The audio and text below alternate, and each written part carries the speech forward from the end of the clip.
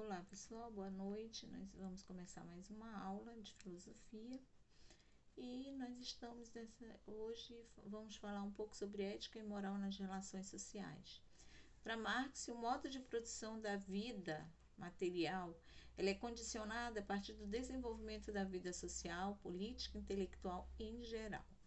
Como assim? Nós somos seres de relações. Nós, seres humanos, somos seres de relações. E nós construímos as nossas relações ao longo da nossa existência e através do trabalho. Portanto, Marx ele vai colocar que isso significa que as expressões da nossa consciência, da consciência humana, inclusive a moral, são um reflexo das relações que os homens estabelecem na sociedade para produzirem sua essência e, portanto, mudam conforme os meios de produção. A moral, a ética, ela vai mudar, a moral, ela vai mudar a partir do momento em que também mudam esses meios de produção, segundo Marx, né? Isso é o que Marx está falando. Ainda no século XIX, Nietzsche ele vai fazer uma análise histórica da moral. Ele vai criticar Sócrates por ter encaminhado pela primeira vez a reflexão moral em direção ao controle racional das paixões. Pois, segundo Nietzsche, nasce aí o homem desconfiado de seus instintos e denuncia a incompatibilidade entre a moral e a vida. Afinal, para ele, o homem, sob o domínio da moral, se enfraquece, tornando-se doentio e culpado. Então, Nietzsche vai aí, vai questionar Sócrates, porque Sócrates ele vai dizer o seguinte: se você não pode se dominar pelas paixões, você tem que manter isso sob o controle da razão. E para Nietzsche isso não é correto.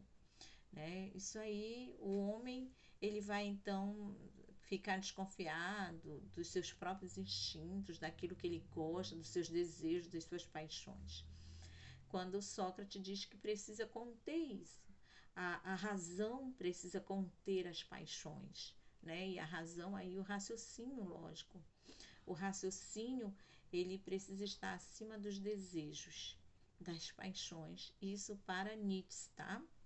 Então a gente vai perceber que ao criticar a moral tradicional, Nietzsche preconiza a transvaloração de todos os valores. Denuncia a falsa moral decadente de rebanho de escravos, cujos valores seriam a bondade, a humildade, a piedade e o amor ao próximo. Ou seja, esses valores morais aí Nietzsche vai criticar dizendo o seguinte: olha, esses valores foram impostos para escravizar o homem, né? São valores para dominar, para moldar. E aí ele vai chamar isso de moral, a falsa moral é decadente de rebanho de escravos, né? Cujos valores seriam a bondade, a humildade, a piedade, o amor ao próximo. Contrapõe a ela a moral de senhores, uma moral positiva que visa a conservação da vida e dos seus instintos fundamentais. Ou seja, os senhores iriam estar moldados dentro de uma perspectiva de moral para que ele avance, para que ele seja superior. Enquanto a moral de rebanho seriam aqueles valores: olha, você precisa se conter, você não pode brigar, você tem que aguentar, você nasceu para ser escravo. E Nietzsche vai criticar muito isso, né?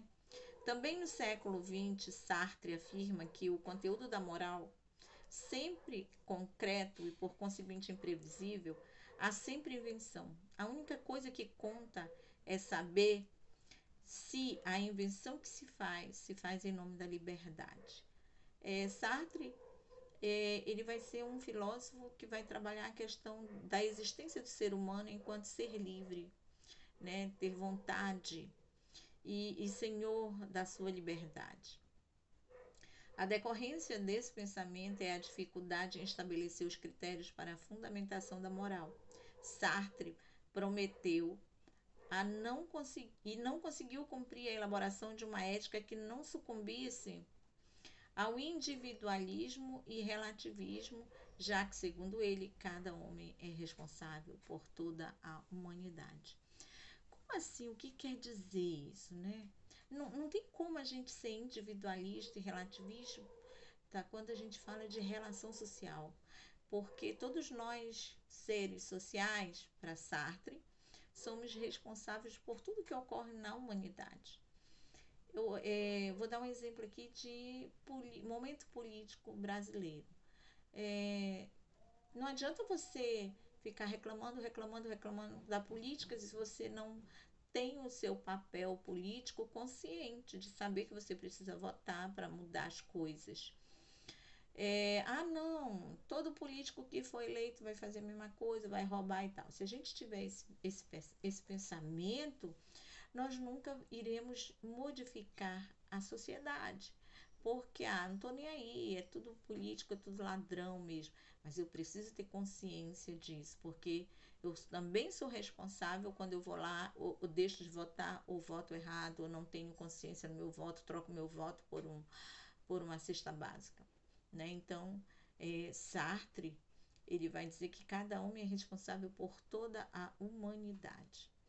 E a nossa provocação filosófica de hoje, ela tem como pergunta o seguinte, questionamento, aliás, explique o que você entendeu por moral decadente, de rebanho, de escravo, citado pelo filósofo Nietzsche, tá? Você vai responder essa provocaçãozinha filosófica.